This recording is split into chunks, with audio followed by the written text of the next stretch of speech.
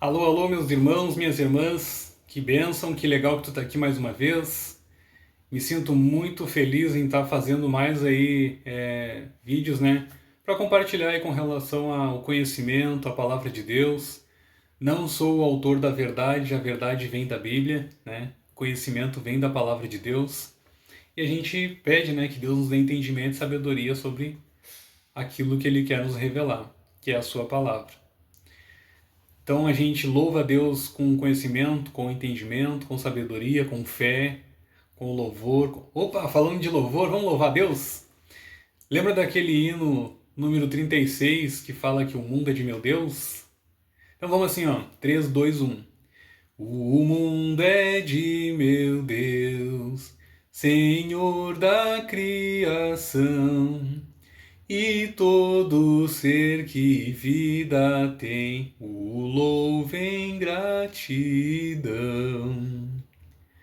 Muito bom, muito gostoso, né? A gente poderia seguir cantando aí esse louvor aí, mas estaria acrescentando em mais tempo aqui, né? Então, o ideal é a gente fazer um breve resumo aqui desse assunto aí.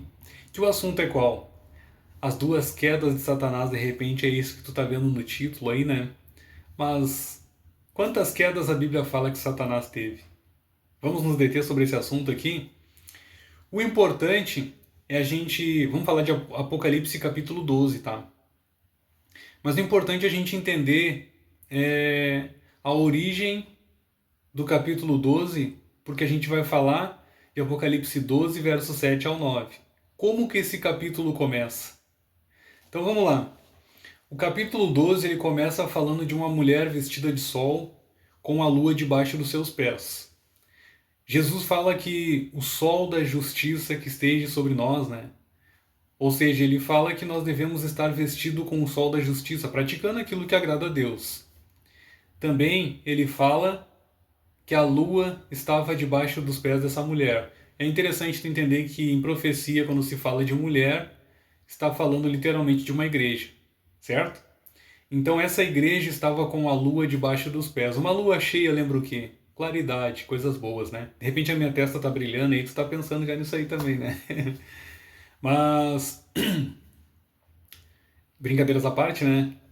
Essa lua, quando a gente vê essa lua debaixo dos pés dessa mulher, ou seja, sobre uma igreja, tá se referindo a vestes brancas, vestes puras, entende? Então essa igreja está preparada realmente para o contexto que havia de acontecer ali. E fala que essa mulher estava com dores, estava grávida, né? E com dores de parto. Também fala de um dragão. E esse dragão a gente vai ver mais para frente quem é esse dragão, quando fala lá a partir do verso 7 até o 9. E esse dragão se deteve diante da mulher, pronto para devorar o filho dela quando nascesse. E ele fala que nasceu esse varão, nasceu esse bebê, um varão o qual haveria de regir as nações com um cetro de ferro. A Bíblia diz que esse varão é Jesus. A Bíblia não diz que lá no final ele virá com um cetro de ferro regir as nações? Então está se referindo ao fim dos tempos, literalmente a batalha do Armagedon, tá? Mais um detalhe que é importante a gente entender é que esse varão ele foi arrebatado até o céu antes que o dragão devorasse ele, certo? Qual é a situação que o dragão queria devorar esse bebê quando ele nascesse?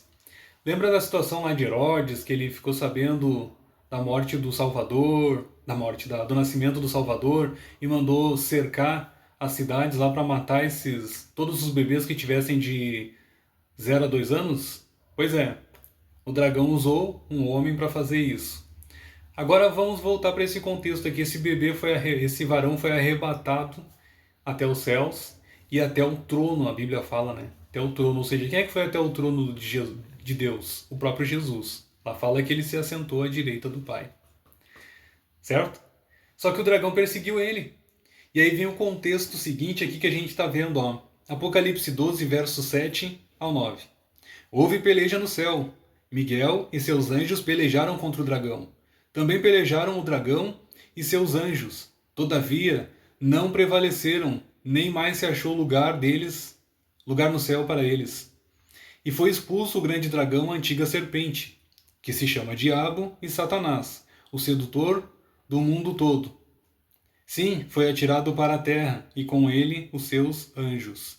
Viu aqui, no primeiro contexto, lá o dragão que apareceu diante da mulher, pronto para derrotar, para devorar o seu filho? Aqui está dizendo que esse dragão é a antiga serpente, que se chama Diabo e Satanás. Pegou? Então tá, se tu pegou esse contexto aí, agora, como que a gente pode entender que esse contexto está falando de o nascimento de Jesus, a morte de Jesus e a ascensão dele ao céu e Satanás perseguindo ele a fim de derrotá-lo ou de devorá-lo, né? E aí, chegando no céu, houve peleja, essa divisão. Satanás e seus anjos de um lado, Jesus e seus anjos do outro, e houve peleja e não houve mais espaço. Ele foi expulso do céu. Nós precisamos voltar lá para a origem. Lembra de Jó, capítulo 2? Antes de eu falar de Jó, Satanás já estava no Éden, tentando Adão e Eva, certo? Como que a gente pode entender esse contexto? Satanás nessa rebelião, na multiplicação do seu comércio, que é o que diz lá em Isaías, né? Não sei se é Ezequiel 28, Isaías, que fala na multiplicação. É Ezequiel. Ezequiel 28 fala que na multiplicação do teu comércio pecaste. Sabe o que quer dizer multiplicação do teu comércio? Na multiplicação da tua mentira, na multiplicação das tuas picuinhas e de coisas assim, sabe, que desagradam a Deus. O que aconteceu? Ele armou esse cerco todo aí, foi contando isso para um anjo, isso para aquele outro, até que se tornou um terço dos anjos se rebelando contra o verdadeiro, o único Deus. E aí, nesse sentido de que a multiplicação do teu comércio pecaste, se elevou o teu coração. Não é isso que a Bíblia fala? Então, lá Satanás foi obrigado a se retirar do céu. Deus não destruiu ele, entendeu? Porque senão Deus estaria fazendo com que as outras criaturas adorassem a Deus por medo. Mas Deus preferiu tirar Satanás e seus anjos do céu, e aí o tempo iria revelar o caráter de Satanás. Então, matando Jesus na cruz, ficou claro quem é Satanás e o seu caráter, né? Agora, Jó capítulo 2 mostra que num dia em que os filhos de Deus se reuniram na presença de Deus, Satanás também foi lá. Opa, foi lá, mas então ele não estava na Terra. Mas para nós entender esse sentido de que Satanás não estava na Terra, lá fala que Deus perguntou: de onde vens? E ele disse: de vaguear e passear pela Terra. Então, se ele disse isso, é porque ele não estava aqui na Terra. Entende-se que ele tinha acesso ao céu por algum motivo. Qual é o motivo que Satanás ainda tinha acesso ao céu? Quando Adão pecou, ele entregou o bastão de representante da terra para Satanás. Por quê? Deus deu essa autoridade para Adão, ser o representante da terra. Entendeu? Então, legalmente, Jesus recuperou isso na cruz. E aí fala, né, Colossenses capítulo 2, verso 15, fala que ali ficou exposto, né, o caráter de Satanás, derrotando príncipes, potestades, né? E pode ler lá. Lendo lá, tu vai entender melhor esse contexto aí, tá? Mas o que eu queria aqui passar para ti, meu querido irmão, minha irmã, por que nós entendemos que está se referindo literalmente ao nascimento, às duas quedas de Satanás, né? A primeira é que ele foi obrigado a se retirar do céu, e agora ele perseguindo Jesus até o céu, depois de sua ascensão ao céu, né? Houve peleja, ou seja, a primeira ele foi obrigado a se retirar, e agora uma rebelião, literalmente, levando um contexto de guerra. Olha só o que diz o verso 10.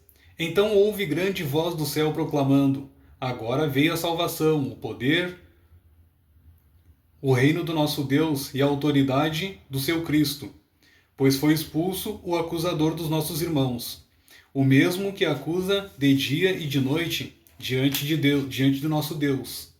Eles, pois, o venceram por causa do sangue do Cordeiro e por causa da palavra do testemunho que deram, e mesmo em face da morte, não amaram a própria vida. Verso importante, verso 12.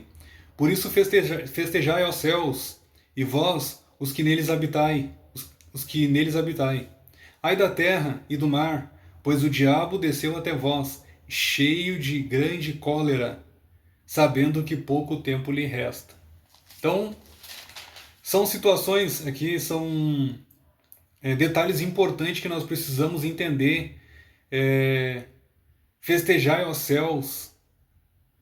Por quê? Porque foi expulso. Agora ele não tem mais acesso, literalmente, entendeu?